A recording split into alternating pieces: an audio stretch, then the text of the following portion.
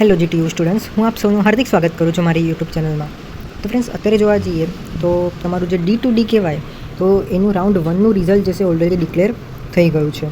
Okay, હવે તમારા મનમાં એક મેઇન ક્વેશ્ચન જે છે એ જનરેટ થાય છે કે ભાઈ હજી સુધી સેમિસ્ટર 6નું રિઝલ્ટ નહીં આવ્યું અને અહીંયા જો કોઈને ગવર્મેન્ટ મળી હશે તો એની માટે 1500 કંઈક ફી પેમેન્ટ કરવાનું આવે છે. ઓકે, અને જો નોર્મલ પ્રાઇવેટ હશે તો એમને 20,000 સુધી જેટલા કંઈક પેમેન્ટ કરવાનું હોય છે, રાઈટ. તો હવે question come into picture is that કે ભાઈ 20,000 રૂપિયા ભરવું કે ના ભરવું. ઓકે, તો આની બધાની સમસ્યા જે તમારો ક્વેશ્ચન છે આ વિડીયોમાં હું સોલ્વ કરીશ. તમારે શું કરવાનું છે, ફક્ત તમારી યુટ્યુબ ચેનલને સબસ્ક્રાઈબ કરી દેવાનું છે અને તમે ચાહો તો મને ઇન્સ્ટાગ્રામમાં પણ મેસેજ કરી શકો છો પર્સનલી, ઇવન તમે વોટ્સઅપ ચેનલમાં પણ અમારી જોઈન થઈ જાઓ. સૌથી પહેલાં મિત્રો નોર્મલ આપણે સ્ટેપ્સ જોઈ લઈએ. તમે અહીંયા લોગિનના સેક્શન ઉપર આવી જશો, બરાબર. પછી આ સિક્યુરિટી પિન જે છે તમે અહીંયા નાખશો. પછી કરવાનું છે તમારે ક્લિક હેર ટુ પ્રોસીડ. જેમ તમે મિત્રો ક્લિક હેર ટુ પ્રોસીડ કરશો તો અહીંયા તમે જોશો તો સીટ અલોટમેન્ટ રિઝલ્ટ એવું લખેલું આવેલું હશે, બરાબર. તમે કેટલી ચોઇસીસ ભરેલી છે, બરાબર, કેટલી નથી ભરેલી, એ બધું સેક્શન આવેલું હશે. પછી તમારે સીટ અલોટમેન્ટ રિઝલ્ટમાં તમારે જે છે ક્લિક કરવાનું છે.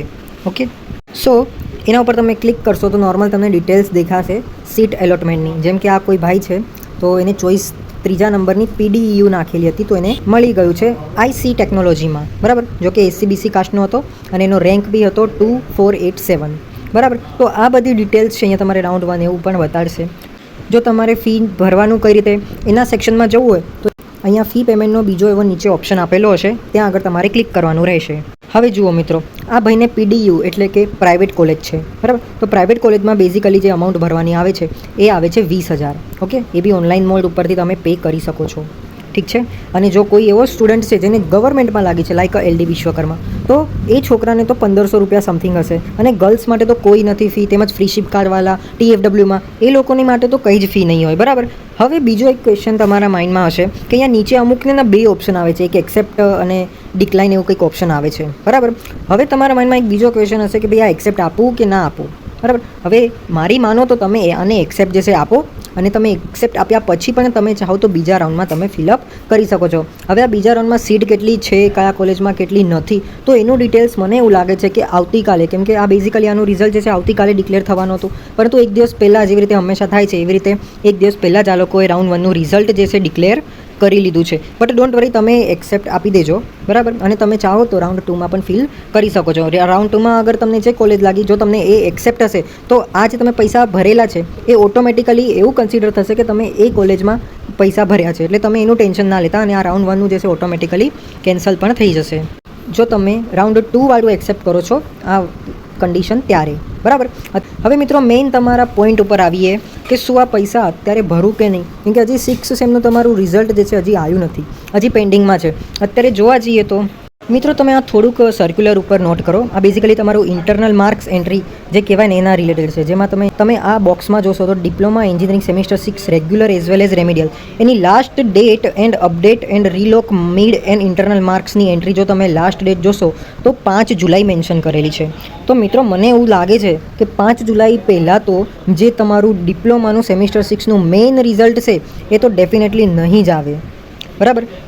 નાઉ ધ ક્વેશ્ચન ત્યાં જ આપણે અટકી પડ્યા, બરાબર, કે ભાઈ અમે પૈસા ભરીએ કે ના ભરાય, કેમ કે ગવર્મેન્ટવાળાને 1500 રૂપિયા પણ જે છે એ બહુ મોંઘા પડે છે અને પ્રાઇવેટવાળાને ઓબ્વિયસલી 20,000 રૂપિયા તો ઘણા મોંઘા જ પડતા હશે. તો જુઓ મિત્રો, હું અહીંયા બેઝિકલી આ રિવાઇઝ કી ડેટ્સમાં આવી ગયો છું. અહીંયા તમે જોશો તો લાસ્ટ ડેટ જે કહી શકાય કે ભાઈ તમારે એક્સેપ્ટ કરવું છે, ઓનલાઈન ડિપોઝિટ પેમેન્ટ જે છે કરવું છે, તો એની લાસ્ટ ડેટ જે આપેલી છે એ છે 6 જુલાઈ. તો મિત્રો મને એવું લાગે છે કે કદાચ બની શકે કે GTUવાળા 6 તારીખે જ મોર્નિંગમાં કાં તો પછી 6 તારીખ સુધીમાં તમારું રિઝલ્ટ 6 જુલાઈની આજુબાજુ કદાચ ડિક્લેર કરી લેશે તો સારું રહેશે. તો મિત્રો હું એવું વિચાર કરીશ કે તમે 6 તારીખ સુધી થોડો વેઇટ કરો. ઓકે, બટ અગર 6 તારીખ આફ્ટર 5 PM, બરાબર, લાસ્ટ તમે જે છે 5 PM જ કન્સિડર કરો. જો 5 વાગ્યા સુધી GTUમાંથી કોઈ રિઝલ્ટ નહીં આવ્યું તમારું ડિપ્લોમાનું તો તમે આનું કન્ફર્મેશન જે છે કરાવી લો, બરાબર. જો પ્રાઇવેટમાં તમને મળેલું છે તો પ્રાઇવેટમાં આઈ થિંક 20,000 રૂપિયા છે, જેમ મેં તમને હમણાં જ કીધું. અને જે ગવર્મેન્ટમાં કોઈ છે તો એ લોકો માટે 1500 એટલે કે 1500 રૂપિયા છે. હવે અગેન તમારા માઇન્ડમાં એક ક્વેશ્ચન હશે કે યાર મેં સપોઝ કર ચલ ભરી દીધા પૈસા, બરાબર. પ્રાઇવેટવાળા છોકરાઓને કદાચ 20,000 છે તો 20,000 ભરી લીધા, ગવર્મેન્ટવાળાએ કદાચ 1500 રૂપિયા ભરી લીધા. તો હવે અગર આગળ સેમ 6નું રિઝલ્ટ આવ્યું તો શું થશે? તો મિત્રો આ કેસમાં 2 કન્ડિશન્સ એપ્લાય થશે. પહેલી તમે કન્સિડર કરો કે જો તમે પાસ થઈ ગયા તો પછી તમે આ જે 20,000 રૂપિયા જો તમે પ્રાઇવેટમાં મળી છે તો 20,000 ગવર્મેન્ટમાં 1500 ભર્યા છે તો એ તો તમારી માટે હેપી મૂડ થઈ જશે. બટ એટલીસ્ટ અગર તમે ફેલ થયા તો શું કરવાનું છે? તો જુઓ એની માટે તો મિત્રો આનું એક સોલ્યુશન મને એવું લાગે છે કે JCPC વાળા શું કરશે, જો તમે એલિજિબલ નથી ને તો તમે ને વિથિન 2 યા 3 મંથની અંદર તમને જે છે આ રિફંડ આપી દેશે, બરાબર. કેમ કે રૂલ્સ એવો કહેશે કે જ્યાં સુધી તમારું ડિપ્લોમા ક્લિયર ના થાય ત્યાં સુધી તમે ફર્ધર સ્ટડીઝ નહીં કરી શકો. ઓકે, તો રૂલ્સ પ્રમાણે જોવા જઈએ તો JCPC વાળા કદાચ મને એવું લાગે છે કે તમને પૈસા રિફંડ કરી દેશે. અને ઇન કેસ કદાચ આવી ગયું રિઝલ્ટ રિમિડિયલનું, જ્યારે આમ તમારો રાઉન્ડ 2 કદાચ રાઉન્ડ 2 પછી કદાચ તમારું રિઝલ્ટ આવ્યું તો બી એક છેલ્લે જે છે તમારું એક રીસપ્લિંગ રાઉન્ડ આવે છે વેકેન્સી, બરાબર. તો એમાં પણ તમે ભરી શકો છો. તો આઈ જસ્ટ હોપ કે તમને જે 2-3 કન્ફ્યુઝન હતા તો મેં ક્લિયર કરી લીધા છે.